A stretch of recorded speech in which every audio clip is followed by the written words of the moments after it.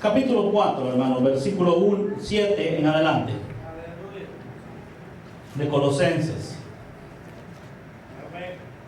Quiero en esta hora terminar, hermanos, el tema que tenemos sobre las 4 cartas de la prisión, desde la prisión. Acuérdense que el domingo pasado estuvimos hablando de la carta a los Colosenses.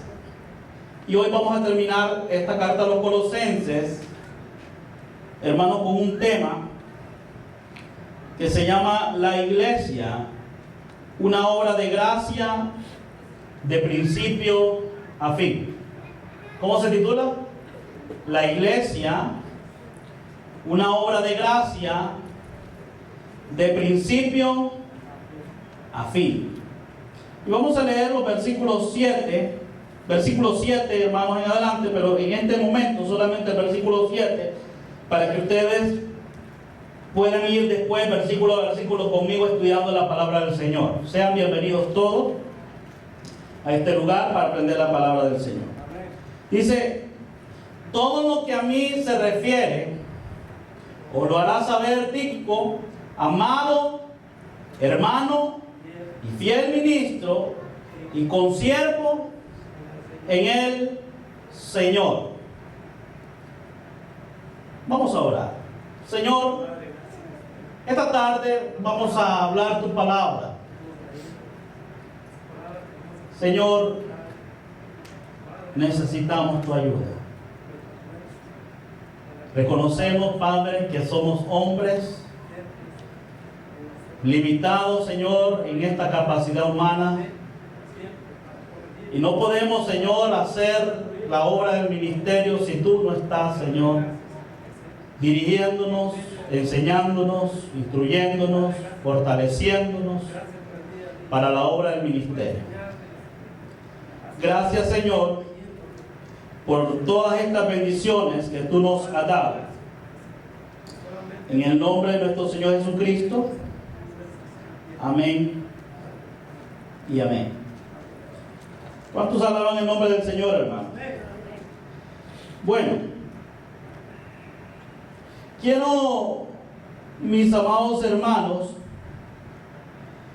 enseñarles en esta tarde este tema que en lo personal a mí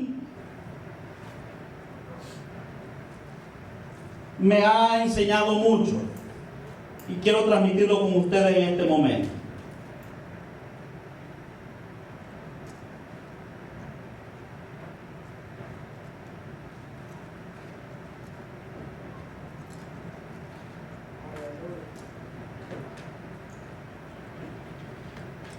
Quiero que busquen,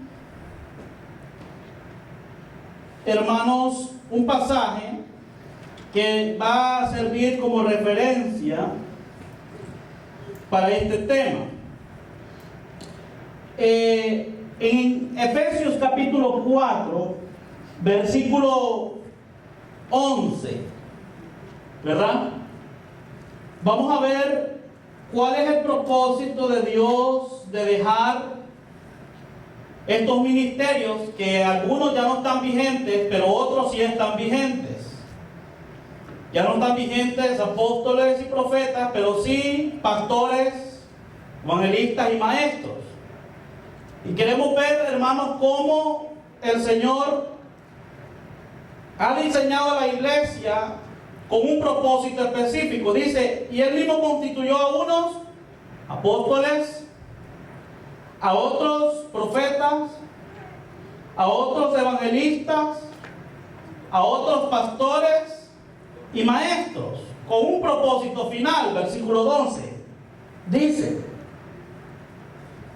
a fin de madurar o preparar para llegar a la madurez a los santos. Y el propósito específico para la obra del ministerio. Porque cuando los creyentes, mis amados hermanos, nos preparamos para servir a la manera de Dios, a la forma de Dios, dice que cada crecimiento espiritual en tu vida, cada preparación que tú tengas para el servicio a Dios, va a ser de edificación al cuerpo de Cristo. Y en un cuerpo, hermanos, hay diferentes miembros. Y cada miembro tiene una función, ¿sí o no? Y yo nunca había dado la tarea, hermanos, de observar un poco más detenidamente el caso de la iglesia de los hermanos de Colosa. Y quiero, mis amados hermanos, Maracela, si me ayuda a traerme el control que está ahí en la maleta. Quiero que ustedes vean, mis amados hermanos, cómo Pablo en esta parte de Colosenses 4, versículo 17 al 18, Pablo presenta una lista de hermanos a los cuales él saluda. Y no solo saluda, sino que también nos describe cosas que tienen que ver con el servicio de ellos o cómo se desempeñaron en la obra de Dios. Ahora, yo me puse a pensar, cuando Pablo escribió sobre todos estos hermanos, le pregunto, hermano, ¿les pidió permiso Pablo a ellos para dejar escrito en este libro cómo fueron en su ministerio? ¿Ah? Les pidió la firma para decirle, mira, fíjate que voy a dejar una carta que va a durar por bastantes años y ahí escribo algunas cosas tuyas de cómo te comportaste en el ministerio. Bueno, no veo nada de eso, pero lo que sí veo es Dios, hermanos, observando la manera como estos creyentes se conducían en la obra del ministerio. Vamos a ver algunos comentarios personales, finales. Fíjense que yo estaba hace poco organizando la lista de miembros de la iglesia. Y en la lista de miembros de la iglesia, ahí yo no solamente tengo el nombre de ustedes, la fecha de cumpleaños, a dónde viven o teléfono, sino también estoy, hermanos, dejando en la historia de esta iglesia si usted tiene una función, si no tiene una función, bueno, de tenerla tiene, pero si la está desempeñando o no la está desempeñando, si está creciendo espiritualmente, hermanos, a través de las diferentes áreas que la Biblia nos menciona. Y estoy ahí, hermanos, llevando ese control. ¿Con qué propósito? Con el propósito, mis amados hermanos, de ver el progreso de los creyentes en esta congregación, porque ese es mi trabajo como pastor. Ver, mis amados hermanos, de que la palabra esté llegando a sus vidas para beneficio de ustedes. Ustedes estén siendo equipados, estén siendo ustedes, mis amados hermanos, preparados para que puedan ustedes servir conmigo efectivamente. Y ustedes y yo ser solamente colaboradores, siervos de Cristo, y al final quien le va a dar a usted el premio por su servicio, premio que va a honrar y glorificar a Dios, se va a llamar ¿quién? Jesucristo. Evaluando motivaciones o motivos, hermanos, actitudes con la cual usted hace el ministerio y otras cosas más que la Biblia nos enseña. Y Pablo en esta carta dice en el versículo 7 del capítulo 4 que todo lo que a mí se refiere, dice Pablo, Tíquico fue enviado con el propósito de hacerle ver a esta iglesia lo que estaba sucediendo con el apóstol Pablo en la prisión. Y dice que este hermano Tíquico era amado hermano y era fiel como ministro y consiervo en el Señor. Ahora, veamos algunas observaciones generales. de este listado del capítulo 4, versículos 7 al 18, vamos a ver aproximadamente un total de 11 personas que son mencionadas. ¿Escucharon? 11 personas. Yo estaba haciendo cuenta, hermanos, de cuántos miembros tenemos, hermanos, en la iglesia. Bueno, aquí Pablo en esta iglesia hace mención de 11 personas. No sé si habían más, no sé si eran menos, no sé esos detalles. Pero Pablo hace mención de 11 personas. Pero Pablo menciona a estas 11 personas por nombre. A veces, hermanos, los pastores le preguntan a uno, o otras personas nos preguntan a uno: ¿y cuánto tiempo tiene usted en la iglesia? De estar con la iglesia ahí, 11 años, 10 años, 9 años. ¿Y cuántos miembros tiene? 200, 800, 300, 100, 90, 80, 50. Pero algo que tenemos que ver, hermano, es que la iglesia no consiste meramente en números, sino en el valor de las personas. Y Pablo se da la tarea no solo de mencionar: mire, son 11 hermanos los que yo ahí veo que son colaboradores, sino que menciona el nombre de cada uno de ellos. Porque para Dios, su función, su parte en la obra de Cristo es importante. Y Dios no está viendo números de esta iglesia, está viendo su forma de desempeñarse en la vida cristiana. No sé, hermano Douglas, si están apagados estos micrófonos. Es necesario que veamos eso. De esos 11 personas, se dan 9 descripciones. De las 11 personas, ¿cuántas descripciones se dan? 9. Mire, pongan mucha atención. Yo quiero que le pongan mucho entendimiento a lo que estamos viendo ahorita. ¿Cuántas personas dijimos? 11. ¿De cuántas personas de esas 11 da descripciones Pablo? De 9. Bien, hermano. Y estas 9 descripciones que Pablo da son recomendables.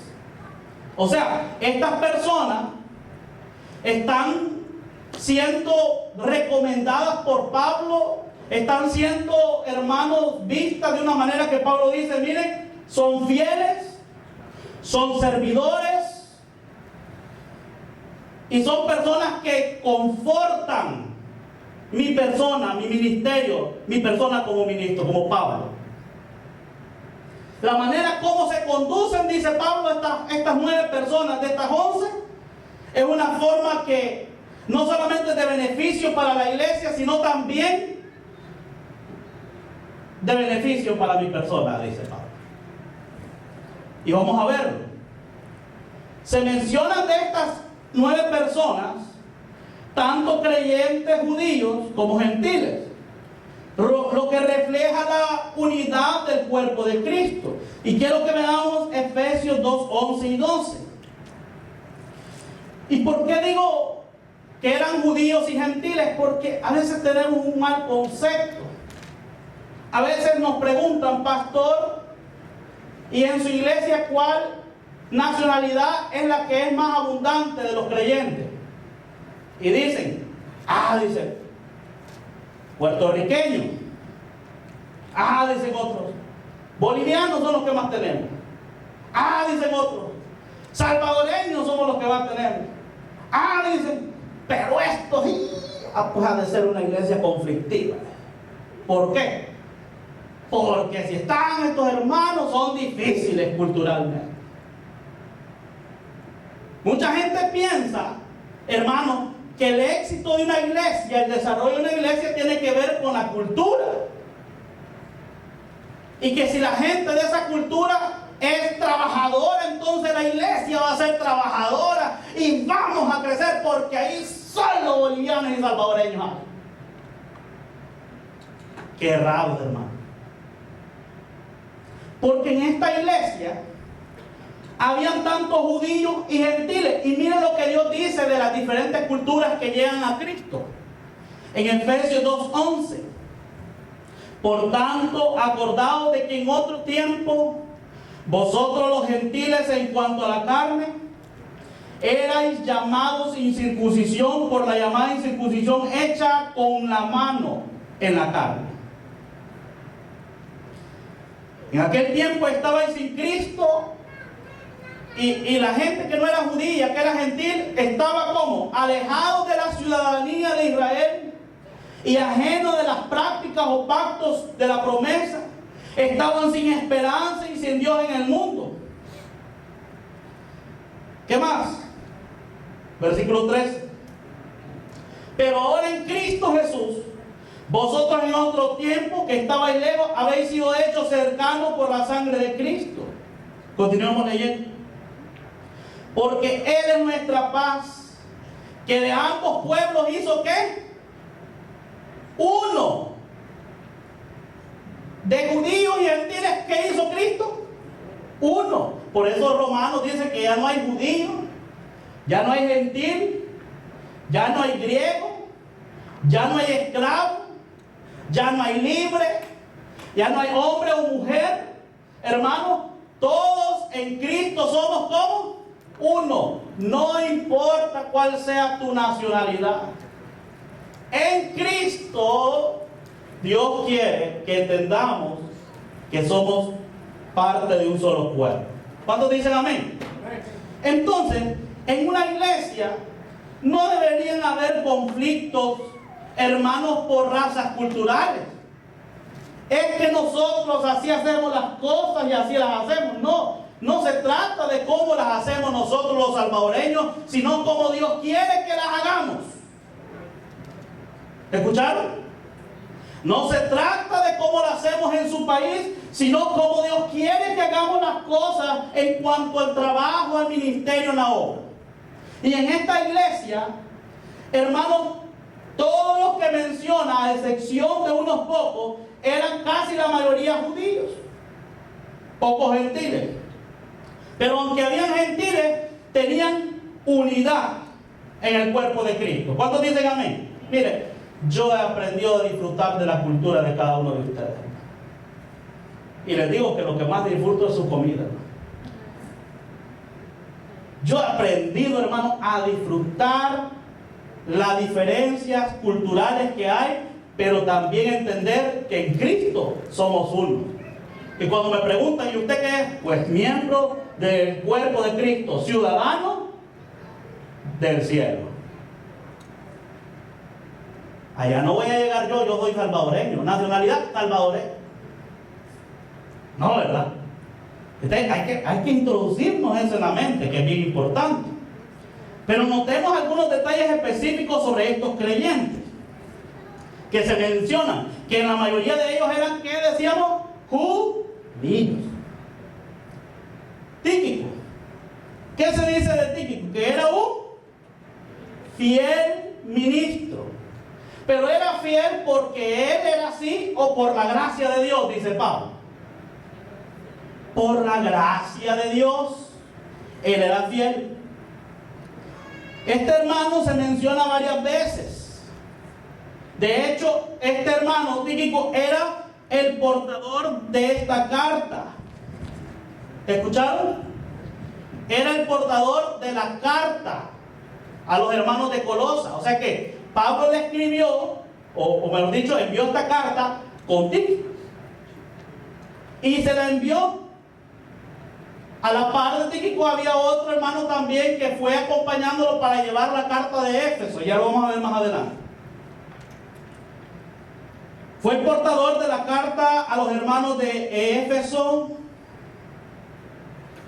Filemón, y Pablo lo mandó a él. ¿Para qué lo mandó Pablo a él? Según el versículo de Colosenses 4, versículo 17. ¿Para qué lo mandó? Vaya conmigo. ¿Para qué lo mandó? Para que él comunicara a la iglesia todo lo referente al apóstol Pablo, lo que estaba viviendo el apóstol Pablo. Pero no solamente para eso lo envió.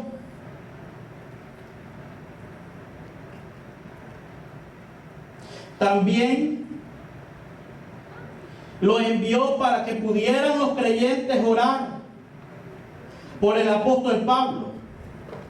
pero también para que Pablo pudiera confortar los corazones de los creyentes en Colosas. ¿Cuántos creen que necesitamos de ese tipo de personas hoy en día, hermano? Gente, hermanos, que anime los corazones. Gente, mis amados hermanos, que conforte con la palabra de Dios los corazones. Gente, mis amados hermanos, que pueda, hermanos, decir la palabra de Dios tal como está escrita. Y pueda, hermanos, animar a los creyentes para la obra del ministerio. Ahora, la palabra corazón aquí no se refiere específicamente al estado emocional de las personas, porque a veces las personas se equivocan y piensan de que yo emocionalmente estoy triste, ¿verdad? Y entonces tiene que venir un hermano como que fuera una inyección, ¿verdad? ¡Pum! Y nos inyectó gozo. No iba a ser así Tíquico, no iba a ser ese trabajo Tíquico, no es esa su función. La palabra corazón aquí significa para que Tíquico viera, hermano, la condición espiritual de estos creyentes. ¿Escucharon, hermano?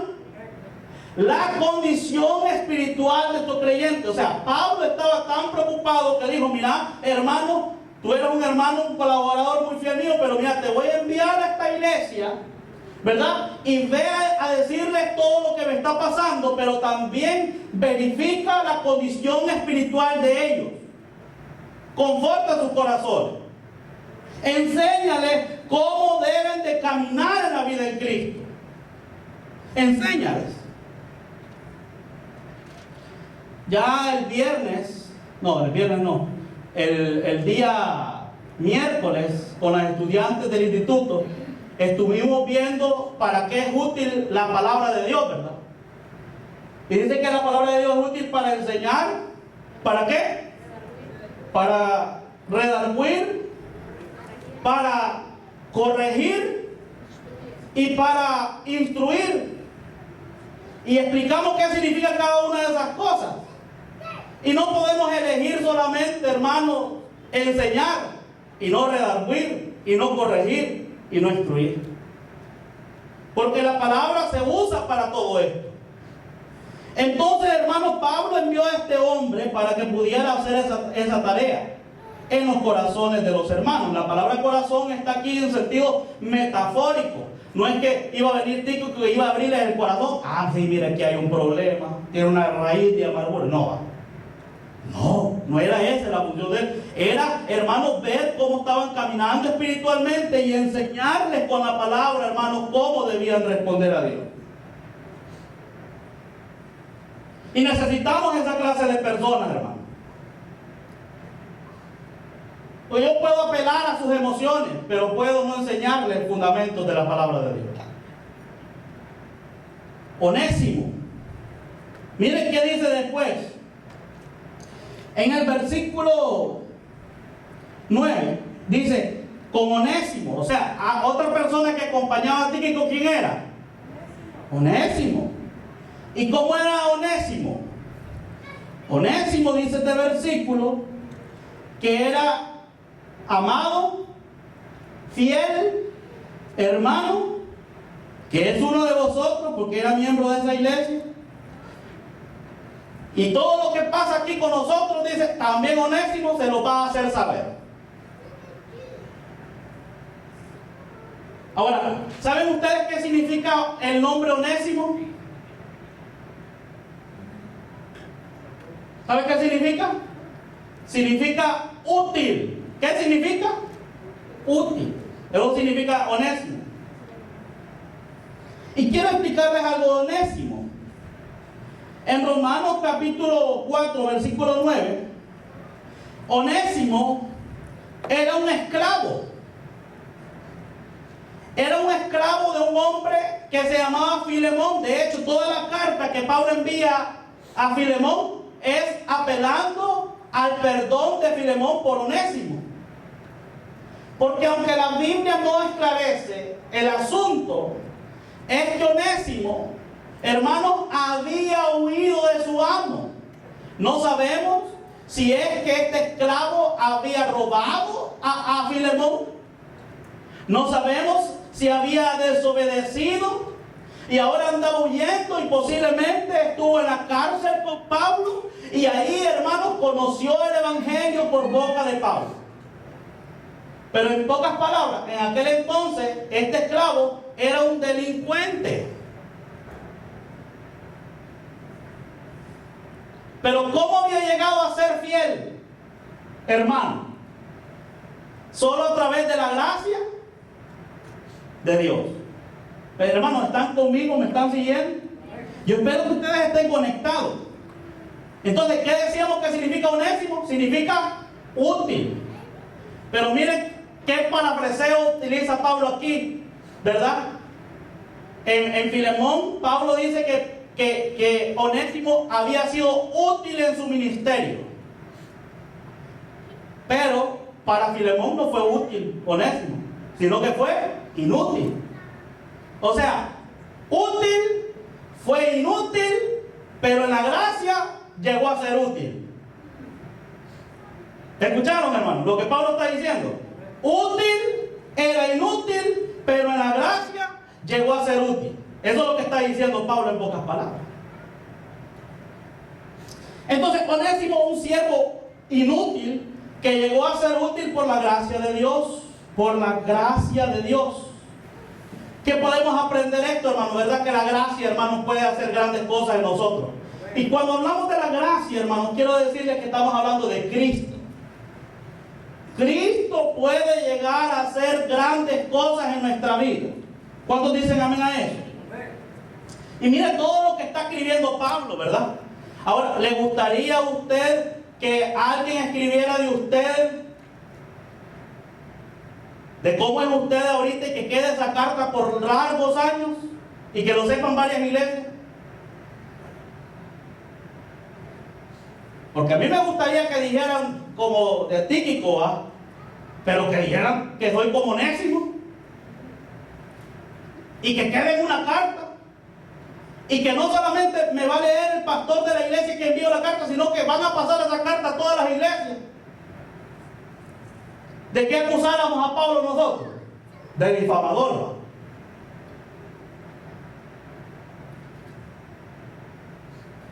¿Sí o no? Pero lo cierto, hermano, es que Dios está escribiendo todo lo que nosotros somos y hacemos. Y si tuviéramos que escribir la otra parte de los hechos, pero ahora no de los apóstoles, sino de los creyentes de la era de la iglesia, a mí me gustaría que las páginas se escribieran bien. ¿Amén? A mí me gustaría eso. Aristarco. Aquí hay bastantes nombres para los que quieran nombres para sus niños. Aristarco. ¿Quién era Aristarco? Bueno, el versículo 10 del capítulo 4 dice: Aristarco, mi compañero de prisiones, os saluda. O sea que Aristarco ahí estaba con Pablito en la cárcel, ¿verdad? Y sufrió voluntariamente. En aquel entonces, hermanos, andar con Pablo en el ministerio no era cosa fácil. Implicaba sacrificio. Implicaba, mis amados hermanos, sufrimiento. Implicaba, hermanos, dolor, encarcelamiento, látigo, piedras. Y Aristarco era voluntariamente por Jesucristo. Él decidió sufrir por la causa de Cristo al lado de Pablo. A veces, mis amados hermanos, los creyentes no queremos sufrir con otros creyentes en la obra, hermano.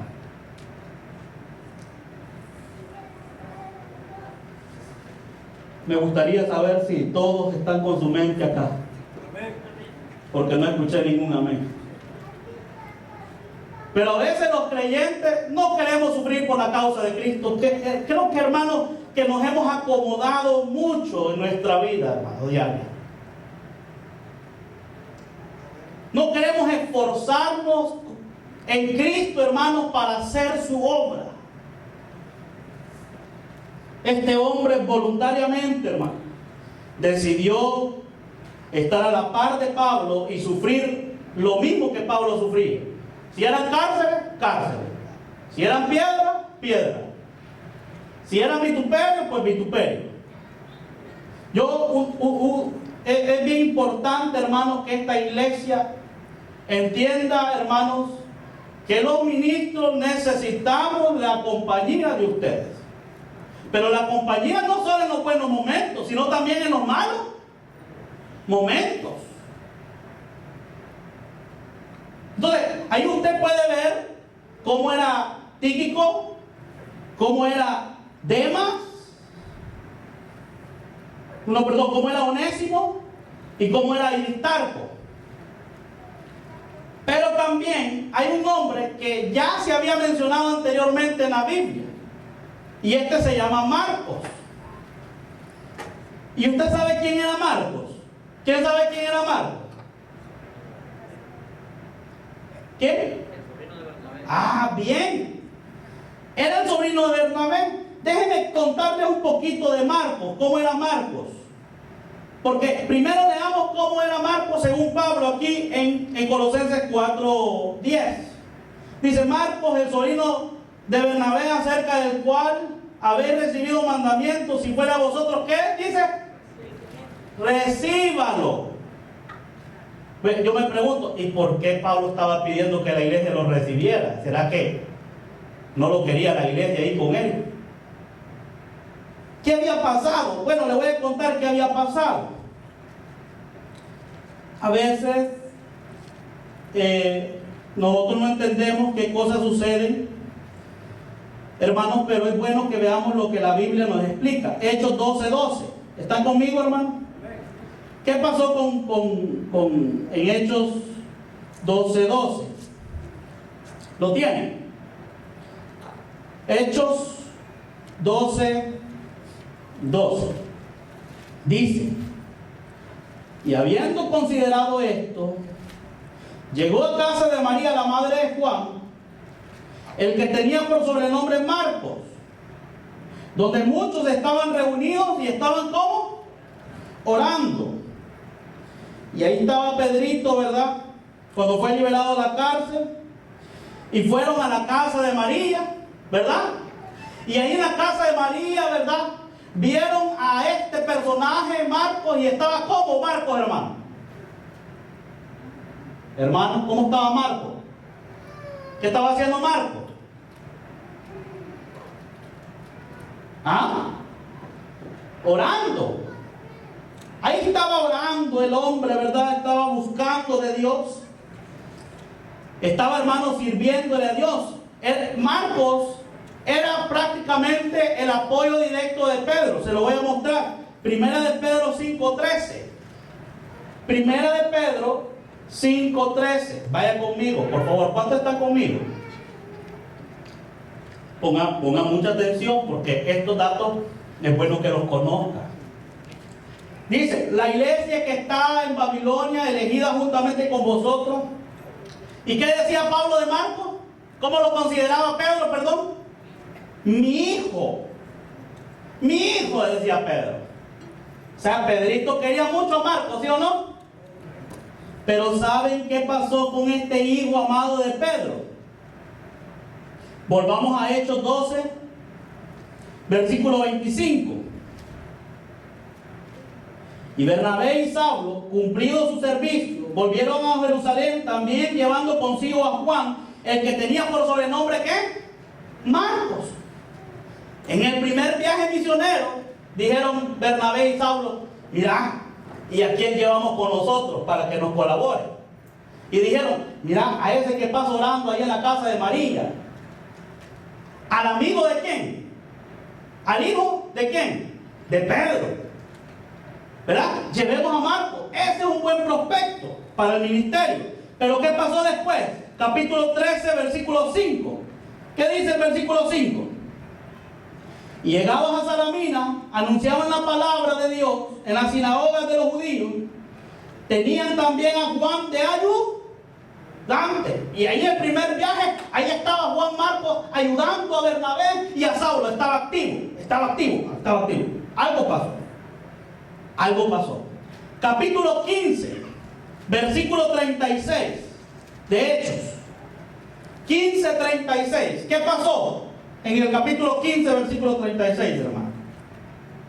Dice, después de algunos días, Pablo dijo a Bernabé: volvamos a visitar a los hermanos en todas las ciudades en que hemos anunciado la palabra del Señor para ver cómo están. Y Bernabé quería llevar consigo ¿a quién? A Juan en este segundo viaje misionero, el que tenía por sobrenombre Marcos. Pero ¿qué pasó, hermano? Versículo 38. Pero Pablo no le parecía bien llevar consigo al que se había apartado de ellos desde Panfilia y no había ido con ellos a la obra. ¿Qué pasó con Marcos, hermano? En algún momento de su servicio a Dios con Pablo y con Bernabé, porque no era fácil lo que Pablo y Bernabé pasaban para la obra del ministerio, en algún momento Marcos decidió abandonarlos. ¿Escucharon, hermano? Decidió abandonarlos. Entonces, cuando Bernabé quiso llevar de nuevo a Marcos, hermanos, Pablo dijo: no, porque este nos hizo la primera y nos va a volver a hacer la segunda. No podemos llevarlo, hermano. ¿Por qué? Porque en el ministerio había dejado un mal precedente. Ahora, ¿pero cuántos creen que Dios puede glorificarse en medio de eso también? Pablo no quiso llevarlo, pero Dios sí siguió tratando con Marcos. ¿Y por qué siguió tratando con Marcos? Porque en Colosenses capítulo 4, versículo, hermanos,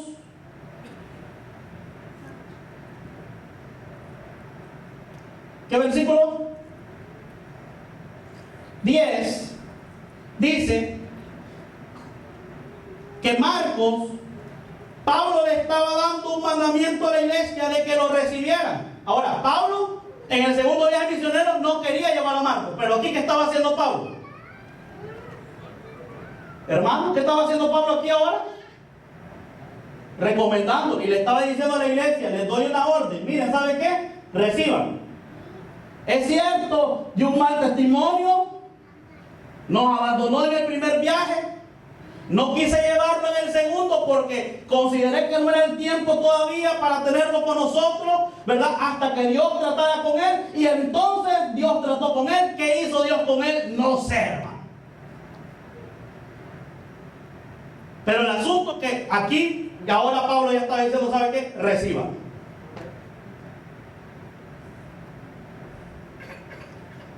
¿Por qué? Porque ahora él era útil en la obra del ministerio. Continuemos.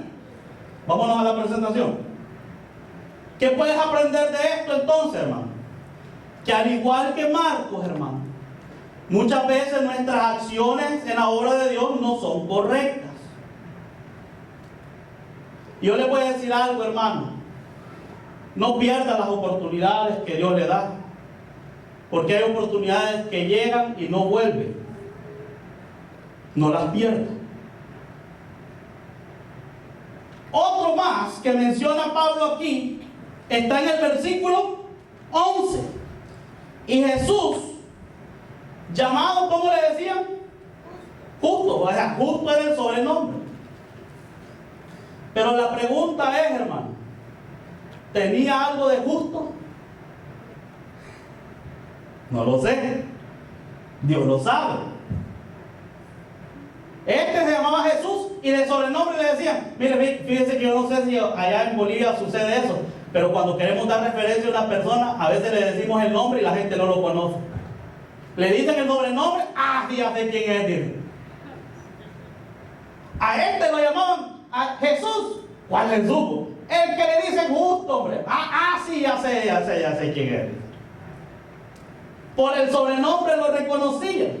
Y justo. ¿Quién era justo? Según el versículo 11, miren, son los únicos de la circuncisión que me ayudan en el reino de Dios y han sido para mí, ¿qué? Consuelo. Bien.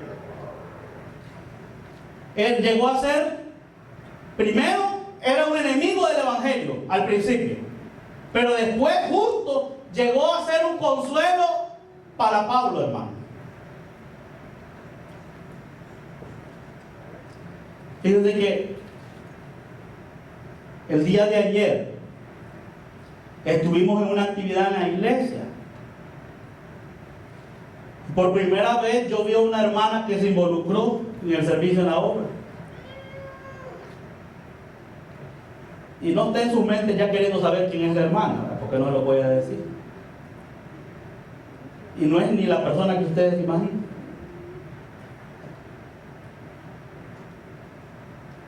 Y yo, hermanos, cuando vi, hermanos, esa acción por primera vez, hermanos, en 8 años, yo dije, wow, fue un gran aliento, hermanos, para mi vida. Ver cómo Dios podía obrar a través de cada creyente trabajando en amor para la obra de Dios, para el beneficio de la obra de Dios. Hermanos, ¿y qué resultado, verdad? ¿Qué resultado más bueno? Yo decía, gracias, Señor. Y mire, y me regocijaba, hermano, porque esta hermana, aunque ustedes no la vieron ahí, pero desde la casa estaba haciendo un gran trabajo. Y yo dije, wow, es admirable, da consuelo, da alegría, ánimo. O sea que no solo el pastor Pablo mira estas cosas, el pastor Sánchez mira estas cosas, sino que también Pablo miraba estas cosas, ¿verdad? Y las dejó escritas, ¿verdad? Epafras. ¿Quién era Epafras? Versículo 12. Os saluda Epafras, el cual es uno de vosotros, siervo de Cristo, siempre rogando encarecidamente por vosotros en sus oraciones, para que estéis, ¿cómo? Firmes. ¿Qué más? Perfectos. ¿Y qué más?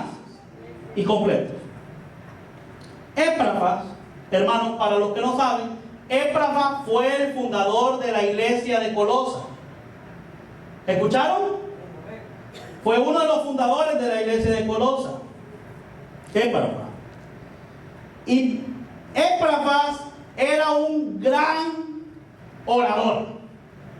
¿Saben a qué me refiero a eso?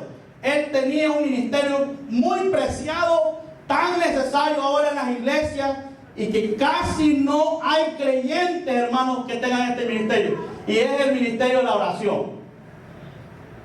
Epafras, hermanos, oraba. Era un guerrero de oración, con un corazón de pastor. Él oraba, hermanos. Mire, yo le voy a decir, hermanos, algo. Yo he aprendido algo en el ministerio, y es que hay batallas que se vencen solo orando, hermano.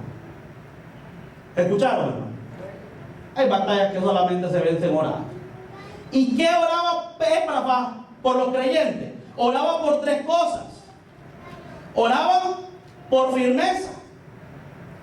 Porque a veces uno, como pastor y ministro de la iglesia, uno está contando las ovejas, ¿va? 1, 2, 3, 4. ¿Y qué pasó? ¿Dónde está la hermana, el hermano? ¿Dónde está? No están. Y uno cuenta, ¿va? Y uno mira esa inconstancia en los creyentes. Hay días que están constantes, hay días que están inconstantes. Los vemos un día, los vemos 2 meses atrás, los vemos 6 meses, 8 meses, o al año. Algunos hasta en la comida de Navidad nada más los ven. Y no hay constancia. ¿Escucharon? Entonces, Epafras oraba por los hermanos para que tuvieran firmeza, hermano. Hay que aprender a ser constantes en la vida, hermano. Mire, nosotros ahora en día, hermanos, y lo digo con todo mi amor y mi corazón, se lo digo sinceramente, hermano, no cometa el error de cambiar el día del Señor por algo en la vida material. No cometa, hermanos, ese error.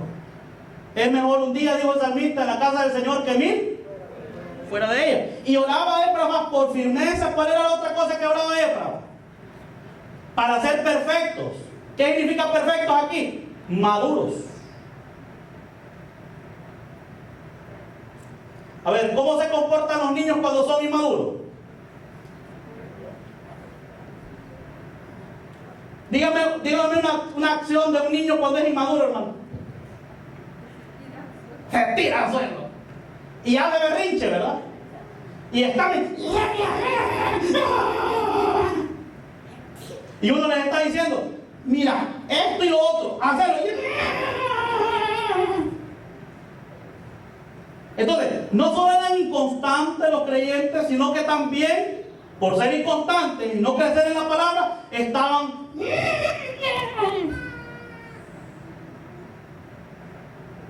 No eran maduros. Y lo último, no conocían cuán seguros estamos en Cristo. Por eso, Éfrafa oraba por firmeza, por madurez, y para que los creyentes supieran cuán completos estamos en Cristo. Ustedes saben cuán suficiente es Cristo, hermano. Si estoy pasando una necesidad económica, ¿es suficiente Cristo? Ajá. Si estoy pasando un problema, ¿es suficiente Cristo? Ajá. Pero en la práctica, pregunta, ¿usted lo que dice que cree, lo está realmente viviendo? Eso es bien importante. Entonces podemos aprender mucho de Éfrafa y de las razones del por qué oraba. Lucas me llama mucho la atención, porque Lucas no era tan orador como Éfrafa. Pero, mire Lucas, ¿qué dice de Lucas? Versículo 14. Os saluda Lucas, el médico ¿qué?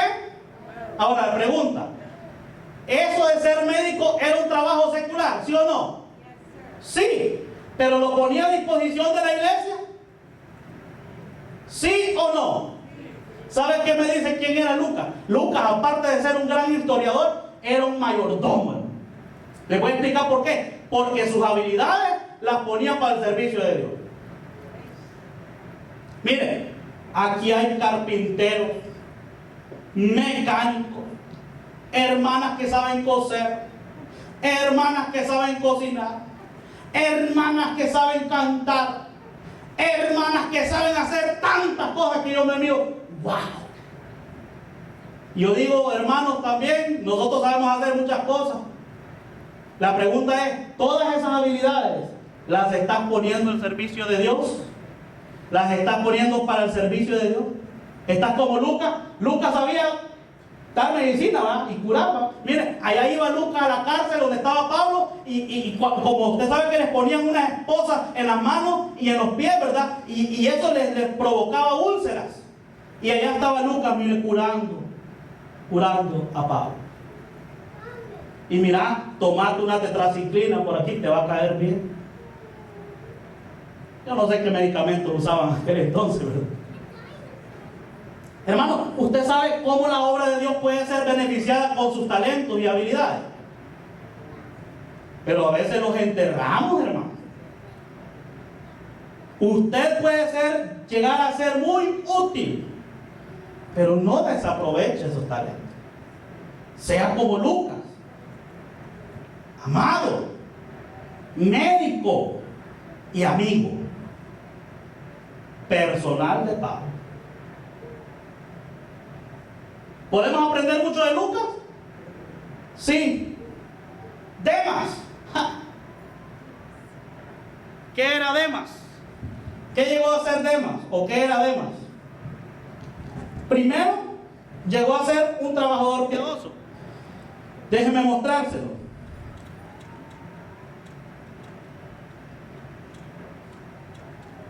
¿Están conmigo, mis amados hermanos?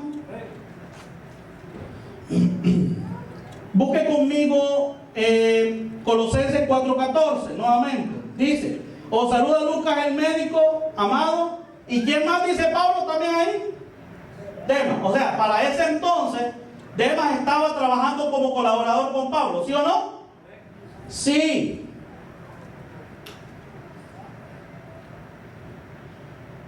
Mire, les voy a hacer una pregunta, pero no quiero que me contesten a mí, que la contesten a Dios en sus mentes. Se la voy a hacer así, clarita, sin adornos ni nada. ¿Usted quiere abandonar esta iglesia? No me la conteste, hermano, no me la conteste. No me la conteste.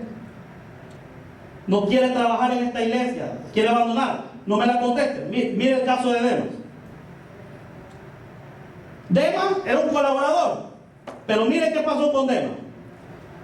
Versículo 24 de Filemón, hermana. Filemón, versículo 24, porque solamente tiene un capítulo. Filemón 24.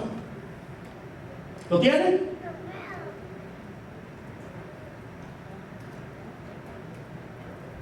Marcos, Aristarco y Demas, Lucas, ¿qué eran, dijo Pablo? Mis colaboradores. ¿Cómo era Demas? Colaborador. Miren,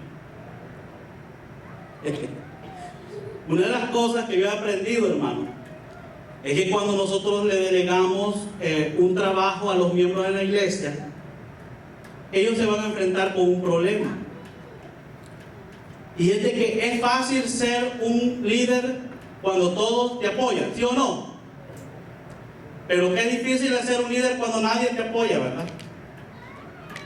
¿Quiénes aquí levanten la mano, quienes han organizado alguna actividad alguna vez y hay personas que les han dicho no rotundo? A ver, ¿nadie? ¿A todos le han dicho así? Ah, pues díganme, porque así solo ustedes lo pueden poner a organizar, hermano. ¿Verdad? Miren, y la gente a veces no responde, hermanos, al apoyo que estamos pidiendo como líderes para la obra de Dios. Demas era un colaborador, pero siendo colaborador experimentó lo que es el sufrir por la obra de Cristo. Experimentó eso, hermano. Experimentó eso. ¿Y cuál fue la respuesta de Demas? Segunda de Timoteo 4:10. ¿Qué hizo Demas? Mire, una de las cosas que hacemos cuando Dios nos llama a servir es que tenemos nosotros que darle tiempo a Dios para servir, ¿sí o no? Porque usted nunca va a ser un servidor, un líder efectivo si dice, mire, voy a ver cómo estoy en mi trabajo y si tengo tiempo, lo hago, pastor, y si no, no. Nunca. El Señor dijo, o amarás a uno o amarás. No podéis servir a Dios y a la riqueza. Y cuando usted está comprometido con la riqueza, no va a tener tiempo con Dios. Y miren qué pasó con Demas. Y, a ver, díganme. Demas, ¿me ha qué? ¿Cómo se sentía Pablo? Es que uno de líder así se siente, pues, cuando la gente no quiere servir a Dios. ¿Sí o no? Y eso es algo humano de Pablo, pero Pablo sabía en quién dependía. Era gran diferente. Lo ha desamparado. ¿Y por qué lo desamparó? Amando este mundo. Y dijo Demas, mire, me voy a ir a Tesalónica porque allá voy a hacer dinero. Entonces, a veces uno viene, hermano, ¿cuánto vamos a hacer esto? ¿Me van a apoyar en esto? Y dice, fíjense que no, pastor. ¿Por qué? Es que no tengo tiempo. Es que si dejo el trabajo, voy a perder ese dinero. ¿Y a dónde estaba su amor en Demas? En el mundo. Este pasaje no está diciendo que Demas dejó la vida cristiana porque se fue al alcohol, ¿va? No está diciendo eso. Específicamente está diciendo, hermano, ¿cómo uno sabe cuando uno ama más el mundo que la obra? Cuando uno le dedica más tiempo al mundo, a las cosas del mundo. Sencillo. ¿Cuántos años, hermano? Les voy a preguntar algo, hermano. Les voy a preguntar, ¿cuántos años tienen ustedes en el Evangelio y yo? ¿Y cuánto hemos aprovechado de todo ese tiempo que Dios nos ha dado para servirle? Conteste, hermano, esas preguntas. No me las responda a mí. ¿Y saben qué hizo este hombre, que era un trabajador muy piadoso en un inicio? Se volvió un apóstata. ¿Sabe por qué? Porque no creyó lo que Dios dice en su palabra. ¿Y saben qué dice Dios en su palabra? Mas buscad primeramente el reino de Dios y su justicia, y todas las cosas serán ¿qué? Añadidas. Y cuando usted no busca a Dios primero, sino las cosas del mundo, usted no le está creyendo a Dios. Usted se ha desviado de la verdad. Uno de los principios que yo aprendí en mi vida como cristiano: nunca comprometa lo de Dios por lo terrenal. Y le voy a decir por qué. Dios no quiere, hermano, pero un día Dios me va a llevar a su presencia. Y la casa, el carro que tengo, hermano, las cosas que tengo ahí en el garaje, se van a quedar. Hermana Marisabel, las copitas que tengo se van a quedar. Ahí se las dejo en herencia, hermano. Y me voy yo primero, ¿verdad?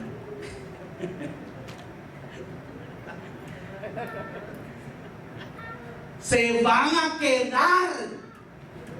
Mire, la cuenta bancaria en el Chase se va a quedar. Se va a quedar. Y Demas amaba más el mundo. Demas es mencionado 3 veces en el Nuevo Testamento. Demas era un colaborador primero, pero abandonó a Pablo y el servicio a Dios por amor al mundo. ¿Por qué hizo Demas tal cosa? Porque amaba más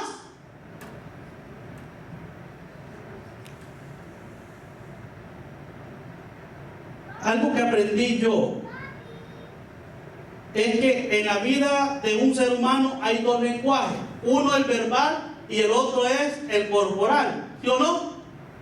Yo puedo decir te amo, pero mi cuerpo, ¿qué puede decir?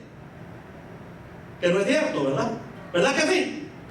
Mis acciones, ¿qué puede decir? Que no es cierto, ¿verdad?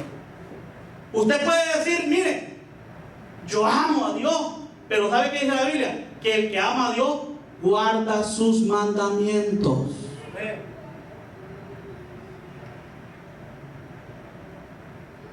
Hermanos, procuremos todos aprender, hermanos, cómo amar a Dios. Realmente amarlo. Y cuando amamos a Dios, vamos a estar dispuestos para toda buena obra. Me gustó, hermano, la manera como sirvieron mis hermanos ayer. Los felicito. Honra a Dios su servicio. Hermoso, hermoso, hermoso, hermano. Terminemos entonces con algunos comentarios finales. En el versículo 15, Pablo dice: saluda a los hermanos que están en la Odisea y a Ninfa, a la iglesia que está en su casa. Primero, ¿quién era Ninfa, hermano?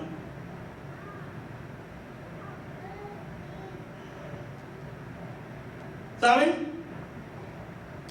Este Ninfa era un pastor. ¿Y a dónde tenía la iglesia este pastor? ¿A dónde? En su propia casa.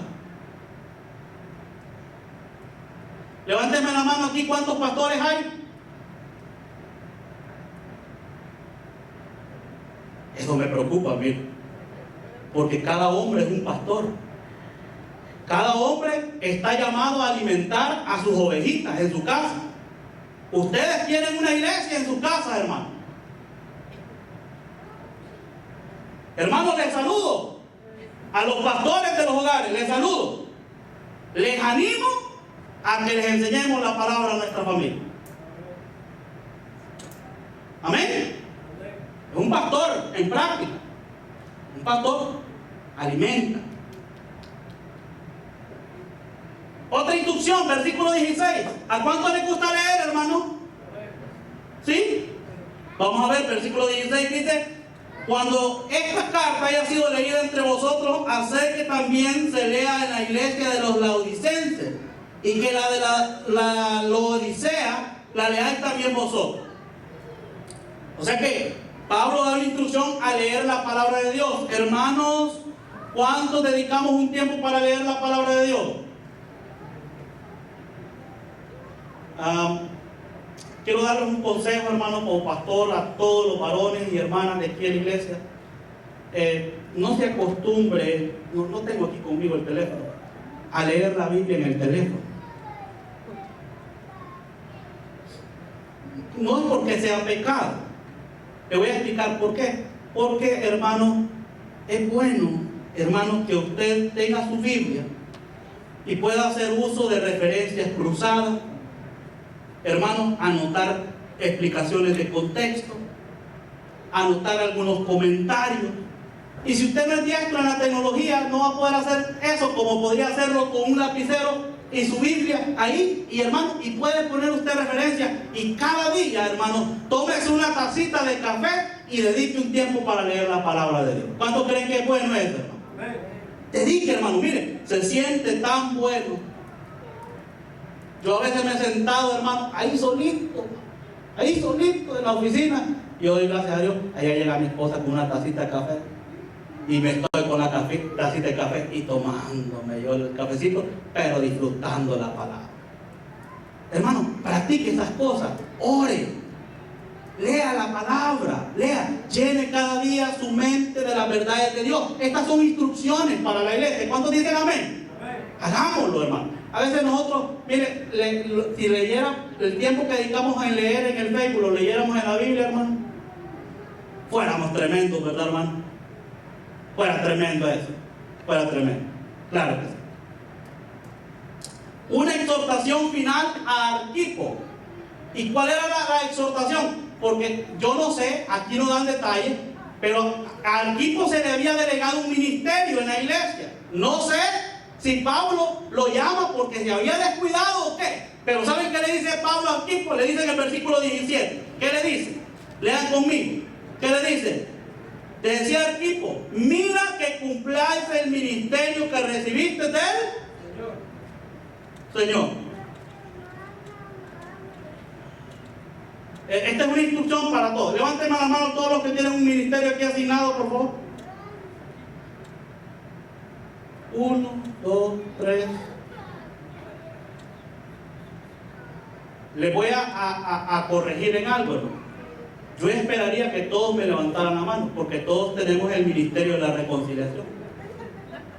Todos somos llamados por Dios a ir a hablar el evangelio, ¿sí o no? Entonces, cumplamos ese ministerio, hermanos, que tenemos de ser el megáfono de las buenas nuevas de Dios.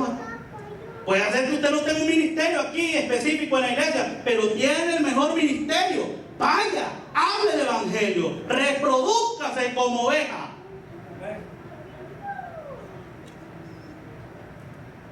Amén. Cumplamos el ministerio. Una marca registrada final en la firma de Pablo. Mire, como Pablo tenía una característica, y es que Pablo no escribía él sus cartas. Pablo tenía un escriba, pero para él garantizar que esa carta que había sido escrita por otro era una carta directamente de él, ponía un saludo o la firma a la carta. Y el versículo 18, ¿qué dice? La salutación de mi propia mano, de Pablo. O sea, él no escribió toda la carta, pero ¿sabe qué hizo? Allá en El Salvador, y ojalá que me esté viendo el pastor Johnny, mi pastor, te quiero mucho. Mi pastor no tiene quizás una habilidad en la tecnología para él tener todos sus mensajes por escrito, online. Pero yo le he dicho, él maneja un cuaderno para todos sus sermones. Hermano, en ese cuaderno hay tanta riqueza, hermano. Yo le digo, ese cuaderno tiene que estar disponible para muchas personas. Tú tienes que pasar ese cuadernito a una página de Word. Y me dice, es que no sé usar Word. Entonces le digo yo, tienes que buscar un escriba.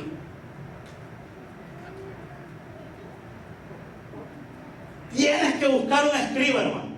Porque es necesario, hermano, que eso esté escrito, hermanos, para las futuras generaciones. ¿Cuántos dicen amén? Claro que sí. Y por último, termina Pablo con una petición de oración. ¿Qué le dice Pablo? Acuérdense de mis prisiones. Versículo 18. Acordaos de mis prisiones. Y miren, una bendición especial final. ¿Qué habló Pablo al final de la carta? La gracia de Dios. Vale, hagamos un examen rapidito, hermana Zulma. Colosenses capítulo 1, versículo 2. ¿Con qué empezó la carta Pablo? Vamos a ver, Colosenses 1, 2. ¿Lo tienen conmigo? ¿Con qué le empezó? A los santos fieles hermanos en Cristo que están en Colosas. Miren, oigan lo que dice. Gracia y paz sean a vosotros, de Dios nuestro Padre y del Señor Jesucristo. ¿Y cómo terminó la carta? Colosenses 4, 18. ¿Cómo la terminó? Miren, la empezó con la gracia y la terminó con ¿qué? La gracia. Porque todos estos hombres, sus ministerios, la transformación que habían tenido, hermanos, la fidelidad, la colaboración de estos hombres en la obra de Colosas, había sido todo posible por la gracia de Dios. ¿Cuántos creen que esta iglesia miraba a Pablo como un recurso de la gracia de Dios? De igual manera tenemos que ver, hermanos, a los hermanos, sus ministerios, su trabajo, su función, hermanos, como una obra de la gracia de Cristo. ¿Cuántos dicen amén? Todo sea por la gracia de Dios, y eso honra a nuestro Señor Jesucristo. Pongámonos de pie. ¿Cuál fue la respuesta de Pablo en el versículo 18? Después de todo, ¿con qué terminó Pablo? Mire, dijo Pablo, gracia, la gracia sea con vosotros. ¿Y cómo respondió Pablo? Yo esperaría que ustedes respondieran también así. Amén. ¿Y sabe qué significa amén? Así sea. ¿Cómo terminó Pablo? Amén. Yo quisiera que usted dijera amén, así sea en nuestra vida. Qué bueno, hermano. Que Dios bendiga esta iglesia, sus miembros, los que nos visitan, los que trabajan en el ministerio. Que Dios dirija nuestras vidas, hermanos. Todos, todos. Padre, te doy gracias.